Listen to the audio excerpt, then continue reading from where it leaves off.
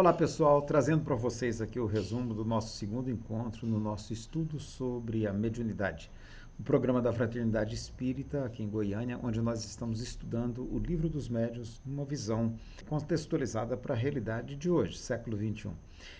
No nosso segundo encontro, conforme a gente havia combinado, nós pedimos que cada pessoa escolhesse um dos subtemas para pesquisar a respeito e trazer para nós alguma contribuição nesse sentido. E aí a Cristi pesquisou a mediunidade nas tradições indianas. E ela viu uma correlação muito direta entre médiuns e gurus, que pela meditação e pelo êxtase espiritual manifestam a sabedoria das divindades.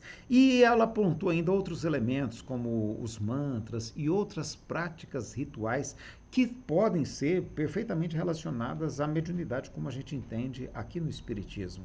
Já com relação à China, quem pesquisou foi a Dulciane, e ela destacou para nós que práticas mediúnicas são milenares na cultura chinesa.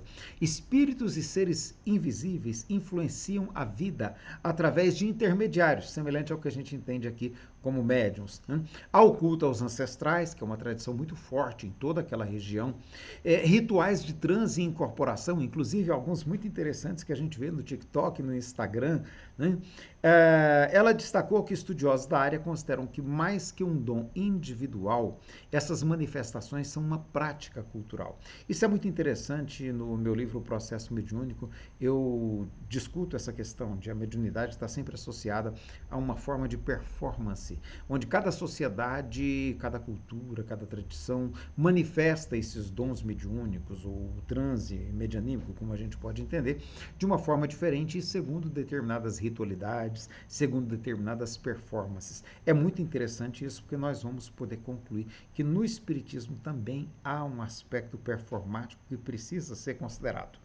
Eu me lembrei, inclusive, de um caso de desobsessão na China. Eu não consegui aqui encontrar a literatura onde eu vi essa informação, mas nesse caso um sábio leva a pessoa até o centro de um lago. A pessoa se acha influenciada por uma entidade espiritual. E esse sábio leva a pessoa numa canoa até o centro do lago, onde ele vai realizar um ritual de o que a Igreja Católica chamaria de exorcismo, nós espíritas chamaríamos de desobsessão. Né? Ele vai fazer um ritual ali com uma varinha de bambu, onde ele vai batendo aquela varinha na pessoa e dessa maneira ele estaria expulsando aquele espírito que está influenciando a vida da pessoa. É muito interessante a narrativa, porque a gente percebe as diferentes maneiras pelas quais cada tradição, cada cultura lida com os aspectos espirituais. É muito bom perceber isso.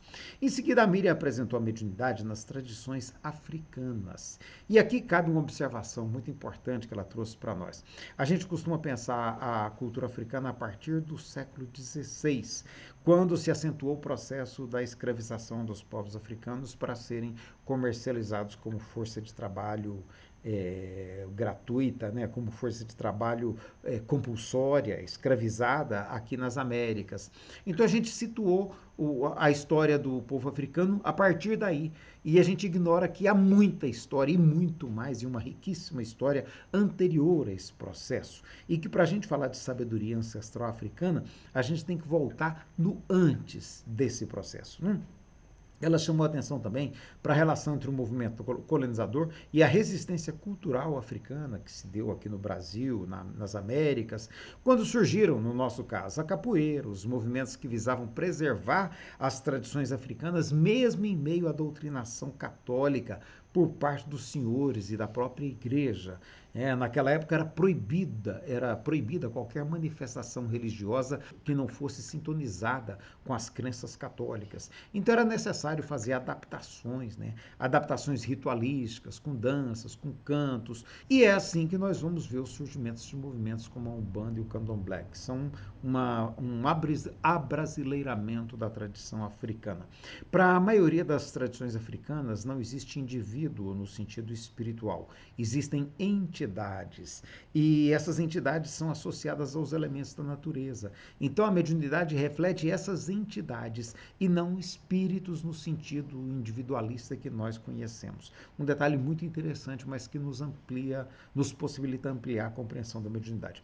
O Lucas, que tem uma rica experiência com tradições africanas, ele complementou o trabalho da Miriam, trazendo mais informações a respeito dos orixás e das divindades africanas, africanas, das práticas oculares, como os búzios, e de outros elementos de tradições como a Nagô, que é dos Yorubá, dos Jeje, dos Congos, Benguelas, e como o atabaque atua como um elemento de conexão espiritual. Achei esse dado muito interessante. Os rituais, eles têm sentidos espirituais por trás. Eles funcionam como ajuda para que o transe mediúnico aconteça. Assim como na nossa reunião mediúnica, a gente tem o silêncio, a musiquinha de preferência, muita gente prefere musiquinha clássica da tradição europeia, tá? Que também são formas de ritualidade que nos ajudam a alcançar o estado de concentração mental, o estado adequado para que o transe mediúnico aconteça. E o Lucas nos apresentou um conceito que para mim foi novidade, o conceito de escorporação. É de um autor, e ele cita a referência, que vai dizer que o médium, em vez de incorporar espírito, ele expressa corporalmente a sabedoria das divindades. Então ele está escorporando e não incorporando. Achei esse detalhe muito interessante. E é bom a gente lembrar que a África é o berço de toda a espiritualidade que existe hoje. Foi ali que a espécie humana, em particular o Homo sapiens sapiens, se manifestou pela primeira vez. Então, é ali que a gente pode encontrar uma enorme variedade de práticas rituais mediúnicas. E qualquer estudo sobre mediunidade precisa levar em conta essas tradições, sem o que esse estudo ficaria muito incompleto. Por último, a Carol apresentou uma breve pesquisa a respeito dos povos que viviam nessa região que hoje nós chamamos de Brasil e que era considerada pelos povos que viviam aqui como Pindorama. E a Bia Yala, que a gente conhece hoje como a região da América Central. Esses povos também possuem ainda hoje uma rica expressão de espiritualidade, na qual não se distinguem seres humanos das outras formas de vida. Eu chamo atenção em particular para as religiões amazônicas, as tradições espirituais, por exemplo, como do povo Yanomami. Nós temos uma literatura muito rica, que é a Queda do Céu, que é uma dobradinha do Davi Copenaua com o Bruce Albert, um antropólogo francês que vem conhecer os povos Yanomami e descobre ali uma riquíssima espiritualidade. E aí um dado interessante que a Carol já trouxe para nós é que para esses povos daquelas regiões tudo é espiritual. Não existe essa divisão corpo-espírito, mundo material, mundo espiritual, que a gente tem na nossa tradição mais ocidental. Tudo para eles é espiritual, daí suas danças, cantos, é em meio a isso que os xamãs experimentam o transe espiritual e manifestam a sabedoria dessas entidades invisíveis, dos espíritos da floresta, dos espíritos dos animais. É muito interessante, muito rica e muito bonita essa tradição. E aí, a gente esgotou com isso o tema e passamos para os comentários, para o nosso bate-papo a respeito. E aí o Sidney, ele trouxe um comentário muito interessante do quanto seria interessante para nós aprofundar no estudo de cada uma dessas tradições espirituais. E, de fato, vale a pena a gente conhecer. A gente valoriza muito aqui no meio espírita brasileiro as tradições indianas, menos um pouquinho as tradições chinesas. Eu vejo que há um preconceito contra as culturas chinesas sob a alegação de que seriam ateias. Eu diria, olha, porque são outros conceitos, outros referenciais. A gente não tem como analisar a partir das nossas referências culturais, mas é muito rica também a tradição espiritual chinesa, japonesa, coreana. Ali há toda uma riqueza por ser conhecida, por ser descoberta.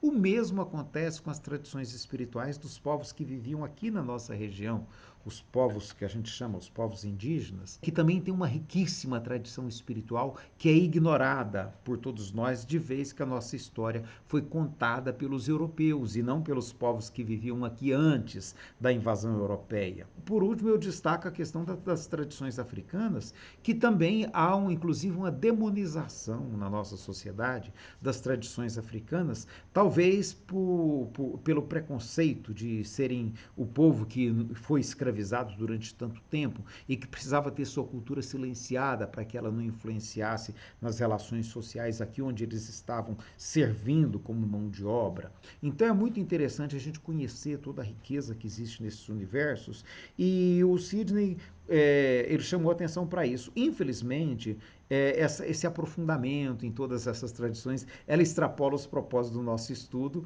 porque cá entre nós, gente, uma vida inteira seria pouco para conhecer cada uma dessas tradições espirituais.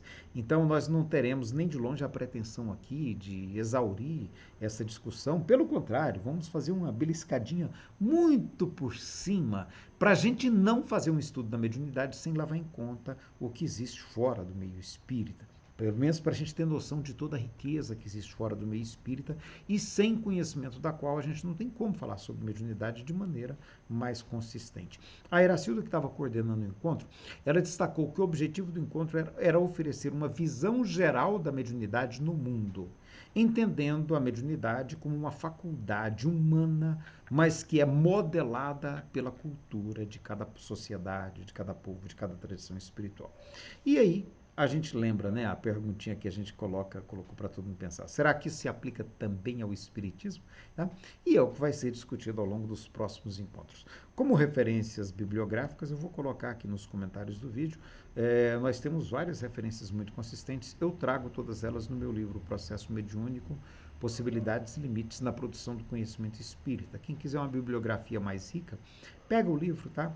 Se você não tiver como adquirir ou comprar o Kindle na Amazon, no site da EFOS tem o PDF disponível para quem tiver interesse, tá bom?